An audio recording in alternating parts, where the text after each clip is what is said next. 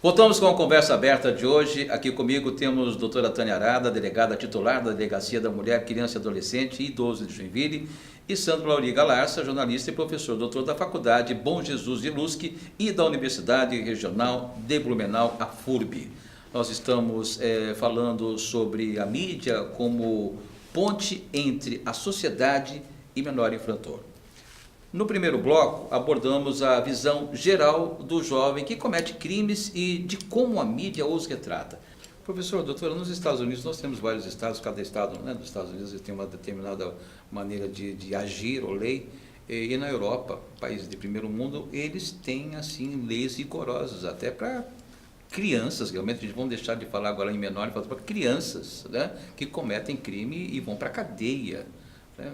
E por que a gente às vezes tem essa questão assim de achar que essa não é a medida certa? Como é que a gente pode... Bom, nós não vivemos nem nos Estados Unidos e nós também não vivemos na Europa, né? Então, se nós tivéssemos a qualidade de ensino, a qualidade de vida que eles têm, nós poderíamos discutir isso. Mas como nós não temos isso, a gente não pode discutir. A gente tem que discutir com a nossa realidade. E eu concordo com a delegada Tânia na seguinte perspectiva.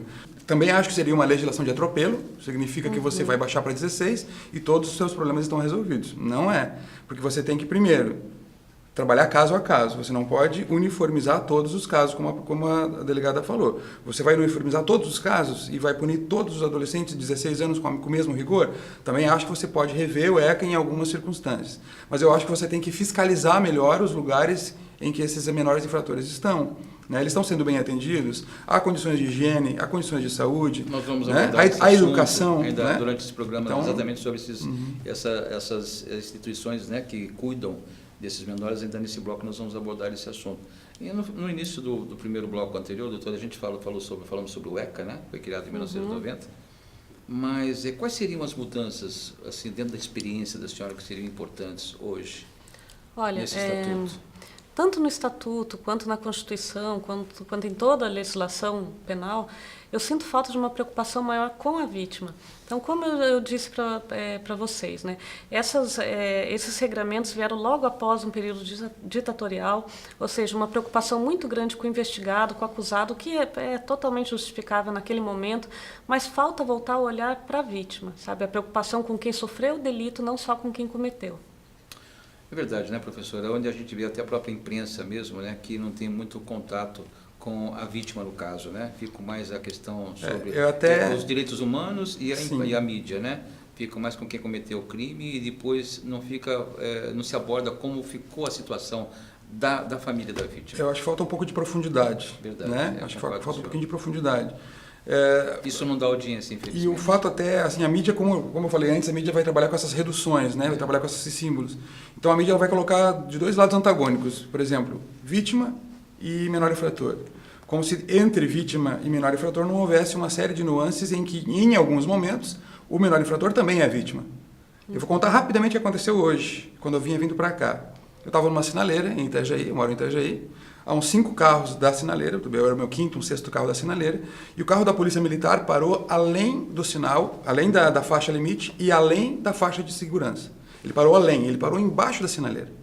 Uma viatura com 2 policiais militares. O pessoal foi passando, teve que desviar do carro e o cara não conseguia enxergar o sinal, então ele teve que ficar olhando para cima. Ele não enxergava o sinal. Quando o sinal ficou verde, vinha um menino de bicicleta, ainda, aproveitando o amarelo. E o policial olhou e disse, tá verde, eu vou acelerar. Ele passou por cima da bicicleta do menino. Ele bateu no menino, o menino caiu. Nenhum dos dois desceu do carro para levantar o menino, nenhum foi ver. O menino que levantou, 14, 15 anos, foi puxar a bicicleta. O policial não esperou e avançou com o carro sobre a bicicleta do menino e foi. O menino puxou a bicicleta, virou um 8 a bicicleta e a pessoa foi. Então, assim, esse menino, ele não é menor infrator nesse momento, ele é um menor, ele tem 14, 15 anos. Como é que ele foi tratado pela polícia, que deve nos proteger? Então, nesse momento, ele pode até ser um menor infrator, ele pode cometer um delito amanhã, nesse momento ele foi vítima. Como que a sociedade vê quando ele é vítima? Então, por isso que eu digo, a mídia tem a sua culpa, porque ela coloca de dois lados antagônicos, vítima e menor infrator. E existem uma série de nuances em que o próprio menor infrator ele é vítima. Por exemplo, ele foi vítima hoje de uma violência. Não se machucou, não. Eu vi, ele ficou em pé. Ele não se machucou. A bicicleta dele dá. E se ele estava indo para a escola, se ele estava indo para um estágio, e se ele estava indo para um treino de futebol? A polícia simplesmente saiu. E é impossível não ter visto, é impossível eles não terem visto. Era um caso para a delegada Polícia Civil resolver essa situação. Sim, Né? Pena sim. que foi em Itajaí, né? Com certeza. Voltando a falar de direitos humanos, né, um discurso que eu tenho recorrente é que direitos humanos não é só para o acusado, é para a vítima também. Para a vítima, para a sua família, para a pessoa que teve o seu patrimônio violado, para a família que perdeu um ente querido, sabe? Então, concordo com toda a política de direitos humanos direcionada ao acusado, mas vamos estender também para os ofendidos, né? Bom, a gente está falando sobre a questão do ECA, enfim, se a maioridade penal for aprovada, o sistema penal ele está preparado para receber esses jovens? Não. Não, ele não está. O sistema penal, de um modo geral, temos um excelente exemplo de estabelecimento prisional aqui em Joinville, né, que é a penitenciária, mas o sistema penal, de um modo geral, ele não está preparado para receber ninguém, né? A gente vê isso. Eu sou natural do Paraná, noto uma realidade carcerária muito melhor em Santa Catarina do que no Paraná, mas a gente pode dizer que, em geral, se não está preparado para receber maior de 18, muito menos para maior de 16. É complicado, né, professor? Concordo. Assim, temos vários estudos, né, mais detalhados em relação a quantitativo e qualitativo, de que o sistema penal brasileiro, no geral, tirando algumas, né, exceções, né, não está preparado para receber nem os menores infratores de hoje, nem a possível, né, e que desejamos que não aconteça, nova idade penal, em virtude de uma série de despreparos técnicos, né, de estrutura física e também de filosofia de trabalho. Como vocês veem esses centros de direitos humanos, como o CDH aqui de Joinville, vocês acham que eles acolhem bem o menor? Eles fazem um trabalho de recuperação? Olha, o CDH, eu cheguei a trabalhar pouco com eles, né? Conheci os estabelecimentos destinados a menores infratores em Joinville e confesso que eu tive uma visão bem positiva, né? Eu tive em uma instituição dessas e tive uma boa visão ali da forma como o adolescente é tratado, desde as instalações dignas até diversas atividades pedagógicas que são proporcionadas a eles. Talvez, a crítica que eu faço, eu via atividades como artesanato, de um modo artesanato e voltados a atividades artísticas, né, de um modo geral, talvez inserir alguma coisa que lhe dê uma perspectiva de futuro real, né? Arte, adoro arte, é muito bonito, música, pintura, desenho. Entretanto, no nosso contexto, lamentavelmente, isso não dá uma perspectiva de futuro confortável para esse adolescente. Talvez inserir ali alguns programas, cursos técnicos, algo que possibilite ele sair dali com a possibilidade de ganhar algum dinheiro que não seja roubando, furtando. Mas às vezes quando eles deixam esses locais, eles acabam voltando para um ambiente, às vezes, que a família desajustada, né? O ambiente na rua. Eu precisa queria ser feito aí todo um contexto. Sim, né? é verdade o contexto. Eu queria dar um depoimento sobre a questão do CDH de Joinville, porque eu faço um projeto no CDH de Joinville há 2 anos, um trabalho que acompanha o que a mídia normalmente vem retratando sobre os direitos básicos do homem, né? E nós temos visto, assim, a gente está fazendo uma pesquisa agora, a gente tem um trabalho de assessoria de imprensa lá, e nós temos visto que a mídia ela não compra suficientemente a ideia de que o menor precisa ser recuperado. Isso que nós temos visto. Se por um lado os direitos humanos não conseguem dar conta de trabalhar com a família da vítima, talvez até por falta de interesse da própria família da vítima, muitas vezes, alguns temas como o menor infrator têm uma negligência muito grande dos meios de comunicação local. Há uma negligência para trabalhar a extensão desse assunto na cidade. Por exemplo, eu não recordo de uma grande discussão que tenha sido feita em Joinville há 2 ou 3 anos para cá, que é o tempo que o meu estágio, que eu trabalho lá como professor responsável por um estágio, que a grande mídia tenha discutido a fundo a questão dos menores infratores. Que a mídia tenha discutido a fundo a questão da redução da maioridade penal, que a mídia tenha discutido a fundo a questão da ressocialização dos menores, né? A mídia trouxe o jornal A Notícia trouxe em 2015 uma matéria muito legal, uma matéria muito boa, uma reportagem muito boa, chamada A Segunda Chance,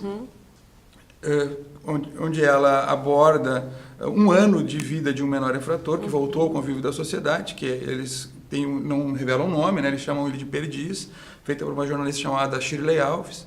E ela esteve aqui no Bom Jesus, ela foi minha aluna, eu conheço ela há bastante tempo, em que ela mostrou detalhadamente todo o processo, desde a internação dele até a saída dele. Então, é o único caso que eu lembro em 3 anos que trabalhou a extensão do fato. Um caso em 3 anos. Então, eu acho que isso é muito pouco. Então, eu acho que os direitos humanos tentam fazer a parte dele, eu acho que a promotoria pública tenta fazer a parte dela, mas eu acho que a mídia também poderia abordar um pouco mais de profundidade esse caso. Né? Eu conheço eu acho que ainda também alguma coisa, desculpe, que falta é um pouco mais de base, né? Também nos profissionais que comandam algumas mídias aqui da cidade. Alguns setores da mídia realmente precisam de uma base mais profissional, porque mais crítica, porque exatamente. mesmo eles não são informações que eles não têm dificuldade, né? Para sair do discurso comum, né? Discurso comum. Essa matéria realmente ela é excelente, né? Ela trata de vários aspectos, não só ali do cometimento do crime em si, mas traz todo o histórico familiar e social desse adolescente que eles acompanham. E nesse estabelecimento que eu visitei, destinado aos adolescentes, com muita tristeza eu constatei que as instalações que eles têm ali possivelmente sejam muito melhores do que as que eles vão encontrar quando saírem daquele local, né? Voltando à fala aqui do professor, a única coisa que eu discordo é que não há um interesse da vítima ou da família, né, nessa assistência humanitária. Eu acho que é evidente que há necessidade da assistência humanitária também para o outro lado, né? Não só para o investigado, e que não acho que não seja a vítima, a família que não procure. Acho que realmente não há uma preocupação, não se volta os olhos para quem foi vítima de um crime. Acho que tanto a vítima como a própria sociedade, eles estão estressados, sabe? Então eles querem logo que se tome uma medida drástica em relação a isso. Mágica daí, que né? vai resolver. Não vai. Mágica para resolver. Não. Isso não resolve. Realmente a gente precisa reavaliar toda Sim. a parte política do país, da educação do jovem, para que no futuro diminua todos esses crimes que acontecem aqui no Brasil. Né? São mortes que, se somar às guerras que acontecem em outros países, nós superamos em termos de mortes muito mais que as guerras que acontecem, que a gente se choca quando assiste no Jornal Nacional que morreram 50, 30 pessoas, e aqui no Brasil diariamente morrem, centenas de pessoas com crimes bárbaros, né, professor? Bom, enfim. Vocês acham que esses jovens que passam pelo processo socioeducativo, eles mostram resultados significativos? Não, de um modo geral, não. Por quê? Porque os adolescentes que passam por nós são recorrentes, né? Normalmente eles vão e voltam. A delegacia a delegacia Meu Cargo, ela tomou algumas iniciativas de cunho social, né, partindo justamente da constatação de que a forma com que isso vem sendo tratado pelo Estado rotineiramente não dá resultado, nós buscamos algumas parcerias.